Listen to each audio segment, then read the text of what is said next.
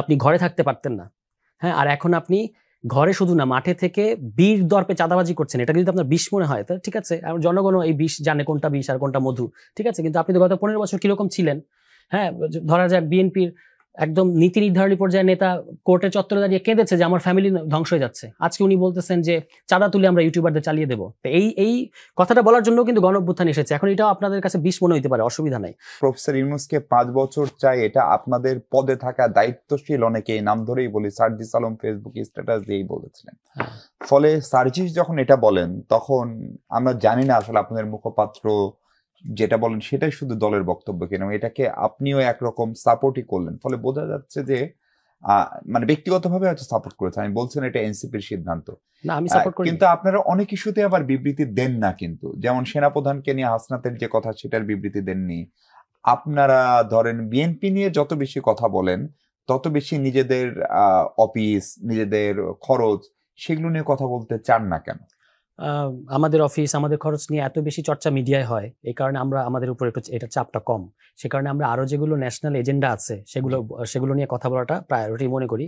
কিন্তু যখন আমাদেরকে এগুলো আপনারা জিজ্ঞেস করেন তখন আমরা উত্তর দেওয়ার চেষ্টা করি, সেটা আপনাদের পছন্দ হয় কিনা বা কনভিন্সিং লাগে কিনা বা একই প্রশ্ন বারবার করার মধ্যে কোনো ব্যাপার আছে কিনা সেটা আমি জানি না। আমরা তো সার্জিসের কথা আমি কি একটু আগে আমি কি এটা বলেছি কিনা আমি জানি না, মানে এরকম শোনালো কিনা যে আমি বলেছি 5 বছর থাক ডক্টর ইউনূস, বলিনি। আমি বলেছি যে এটা স্বতঃস্ফূর্তভাবে কেউ সামাজিক যোগাযোগ মাধ্যমে এরকম বলছে। কিছু মানুষ যদি 15 বছর যে ধরনের জাহেলিয়াতের মধ্যে মানুষ ছিল, এখন যদি কিছু মানুষের এরকম মনে হয়, এটা সামাজিক যোগাযোগ মাধ্যমে মনে হতেই পারে, কিন্তু পলিটিক্যাল রোডম্যাপটা তো এই সামাজিক যোগাযোগ মাধ্যম দেখে আমরা ঠিক করব না। আমাদের একটা সুনির্দিষ্ট রোডম্যাপ আছে, কি করতে হবে।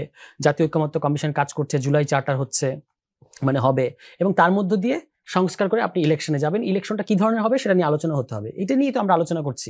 এবং সেটা ডিসেম্বর, আমি তো যতবার আপনার এখানে এসেছি ততবার বলেছি এটা ডিসেম্বরে যদি কনভিন্সিং মনে হয় ডিসেম্বরেই করেন, কিন্তু এটা তো মানে ইলেকশন কি ধরনের হবে সেটি নিয়ে আলোচনা প্রসঙ্গে আমরা সরকারের একাধিক ব্যক্তিকে জিজ্ঞেস করলাম, তারা বলেছিলেন যে প্রফেসর ইউনূস যে নির্বাচনের কথা বলেছেন বরাবরই, বা সেনাপ্রধান যে নির্বাচনের কথা বলেছেন সেটা জাতীয় সংসদ নির্বাচন না। আপনি তো জাতীয় ঐক্যমত্য কমিশন সংস্কারের যে স্প্রেডশিট, সেখানে পরিষ্কারভাবে তো দুটো ধরনের নির্বাচনের কথা বলা আছে, জাতীয় সংসদ নির্বাচন, গণপরিষদ নির্বাচন, এবং গণপরিষদ নির্বাচন একটা জাতীয় নির্বাচন, ঠিক আছে। ফলে এটা নিয়ে আলোচনা হতে হবে। এটা তো গণপরিষদ নির্বাচন একভাবে না, দুইভাবে আলোচনায় আছে। একটা হলো পূর্ণাঙ্গ গণপরিষদ, একটা হচ্ছে গণপরিষদ কাম পার্লামেন্টের যে দুইটা আছে।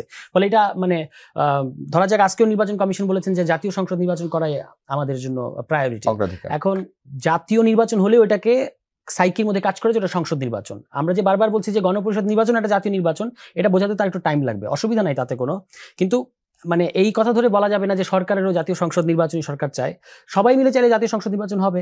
কিন্তু আমরা বলছি যে আপনি যে সংবিধান পরিবর্তন করতে হলে কোথায় গিয়ে করবেন, এই প্রশ্নটা তো খুবই মানে পদ্ধতিগত প্রশ্ন। এই পদ্ধতিগত প্রশ্ন এড়িয়ে যাওয়া তো যাবে না। আর যদি আপনার মনে হয় যে জনগণ এটার ক্ষেত্রে কোন অবস্থায় আছে, তাহলে গণভোটের প্রসঙ্গ বা ওই ইভেন স্প্রেডশিটও আছে, সেখান থেকে গণপরিষদ ইয়েতে করা হোক। একটা জিনিস হচ্ছে আমাদের সার্জিস আলমকে নিয়ে মিডিয়ায় যতটা চর্চা হয়, ধরুন আজকে কিন্তু আপনি আমাকে মিশু ভাই এই প্রশ্ন করতে পারতেন যে মির্জা ফখরুল সাহেব উনি তো দলের মহাসচিব, সার্জিস আলম তো আমাদের দলের মহাসচিব না। মির্জা ফখরুল ইসলাম আলমগীর বললেন যে আমাদের নেতা কর্মীরা একদম শেখ হাসিনার মতো করে বলেছেন। না, সেই প্রশ্ন আমি করবো মনি আপাকে নিশ্চয়ই, মানে সেই সময় তো যায়নি। হ্যাঁ, মানে আমি বলছি যে তাইলে একদম লাইসেন্স দিয়ে দিল না। লাইসেন্স তো এটা যে আমাদের তো যেগুলো দখল হয়েছে সেগুলো পুনর্দখল করাটা আমাদের একটা ন্যায্য অধিকার। এটা তো চাঁদাবাজি দখল বলে নাই কিন্তু না, উনি বলছেন যে এটাকে আপনারা দখল বলছেন, এটা আসলে আমাদের, এটা তো তাদের ন্যায্য অধিকার।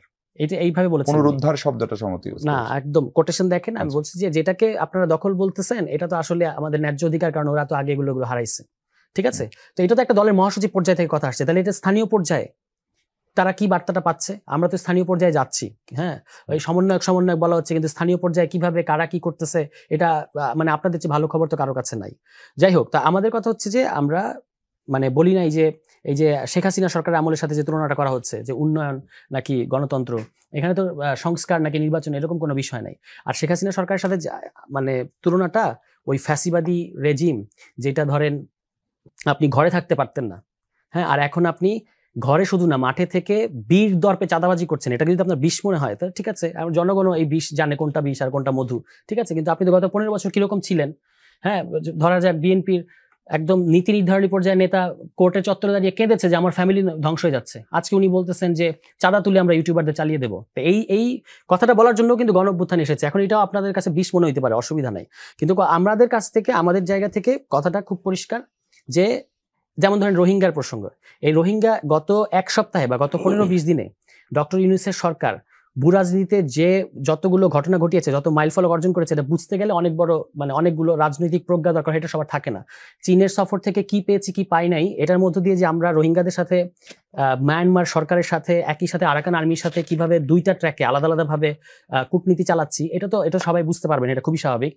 এই সময়ের মধ্যে কিন্তু আরাকান আর্মির 3 জন অফিসিয়াল বাংলাদেশে সফর করে গেছে বাংলাদেশ সরকারের আমন্ত্রণে, সশস্ত্র বাহিনীর আমন্ত্রণে। At the same time Bangladesh Sarkar Myanmar সরকারের সাথেও আলোচনা করছে। আপনি কখনো ভেবেছেন, আমরা কখনো ভাবতে পেরেছি যে বাংলাদেশ সরকারকে এমন জায়গায় দেখবো যে এই নৈপুণ্য দেখাবে? তাই এটা তো দেখাচ্ছে, এটা তো স্বীকার করতে হবে। এখন রোহিঙ্গাদেরকে কোথায় 1,80,000 নিবে, এগুলো টিপ্পনি কাটে লাভ নাই। আর সবকিছুতে এখন ডক্টর ইউনূসের সম্পর্কে যদি কারো ধারণা এরকম থাকে যে উনি কিছু লোক সেট আপ করে রেখেছেন এবং তারা বলতেছে 5 বছর, তাহলে তাদের রাজনীতি ছেড়ে দেওয়া উচিত। মানে ডক্টর ইউনূস সম্পর্কে যদি কারো এই ধরনের মতামত থাকে।